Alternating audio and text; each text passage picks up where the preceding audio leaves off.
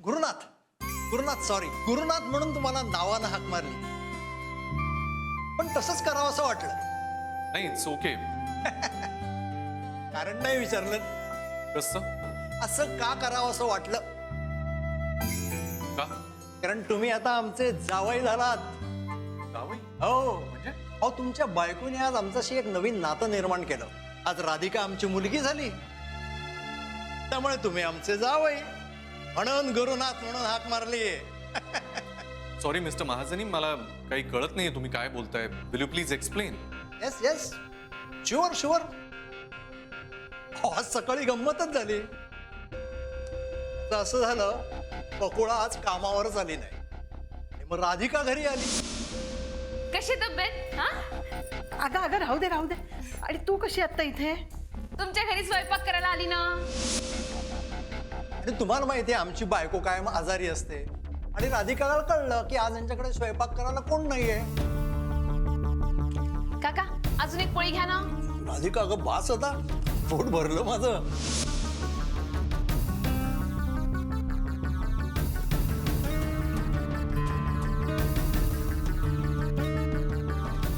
पंकज, अरे तुला माहिती आहे आज त्या समोरच्या राधिकाने 3 घरची धुळीभांडी केली. अरे काय?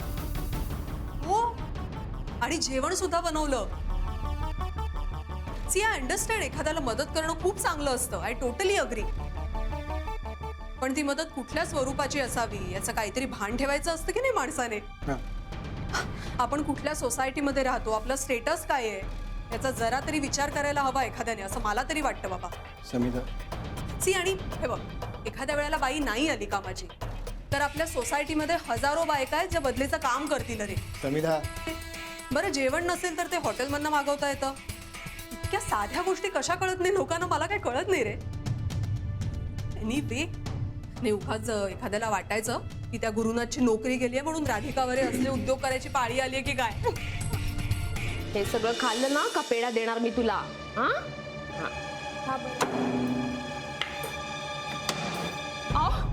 हे असं काय करून राहिले तुम्ही? काय गरज होती असं वागायची?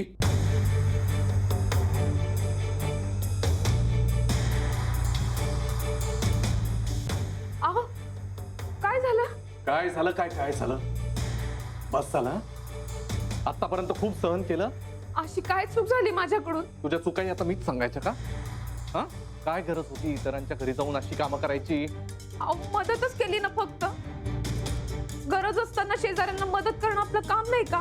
का ठेका घेतलाय आपण इतरांच्या मदतीचा? असे काऊन बोलून राहिले तुम्ही? अहो ते काय परके आहोत? आपलीच तर माणसं आहेत ना, आणि घर तर घरच असते.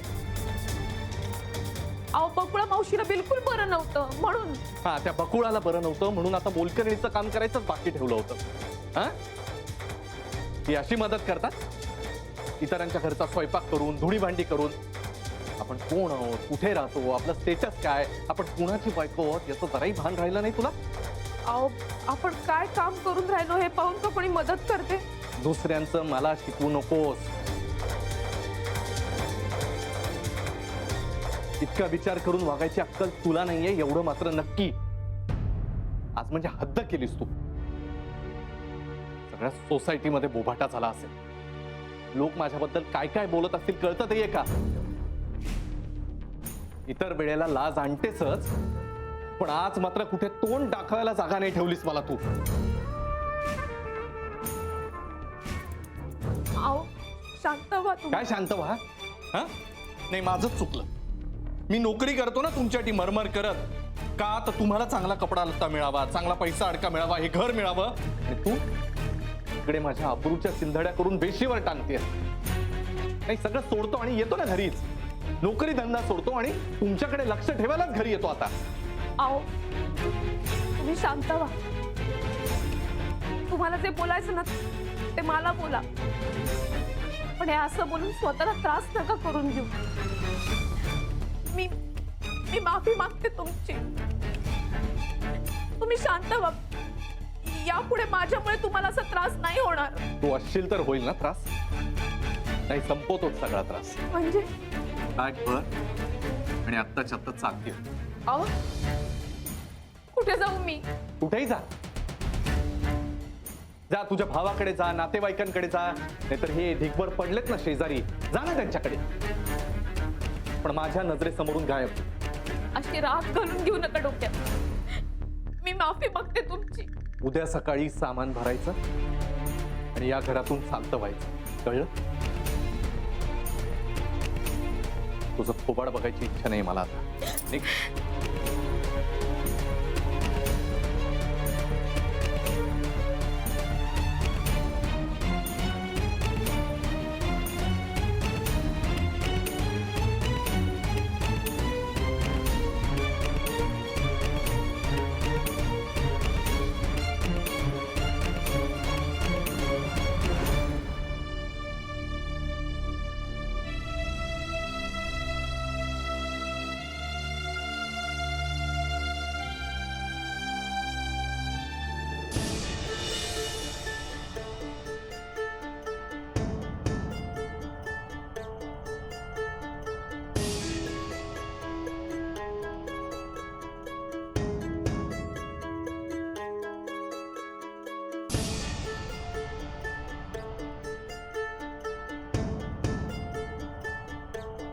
अहो, माझं ऐकून तरी घ्या ना.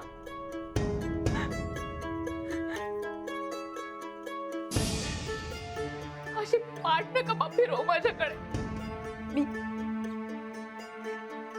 माफी मागते हो तुमची, पण मला असं घरातनं काढू नका हो. मी अशी अचानक दादाकडे गेले तर तो मला विचारेल ना. हे करण्यापूर्वी मला विचारलं होतं का? पण मी दादा बहिणींना काय सांगू? काही सांग, त्याचा विचार तू आधी करायला पाहिजे होतास. मी अशी अचानक त्यांच्याकडे जाऊन राहू कशी मी? मला नाही माहिती.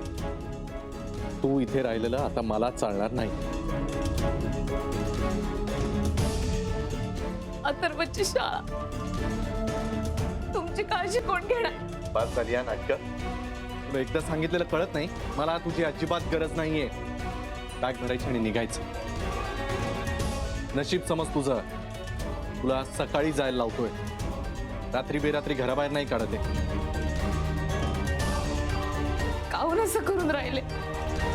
जरा अथर्वचं तरी काही विचार. गप्पा बस, काय कंटाळा आलाय तुझ्या रडगाण्याचा. अहो,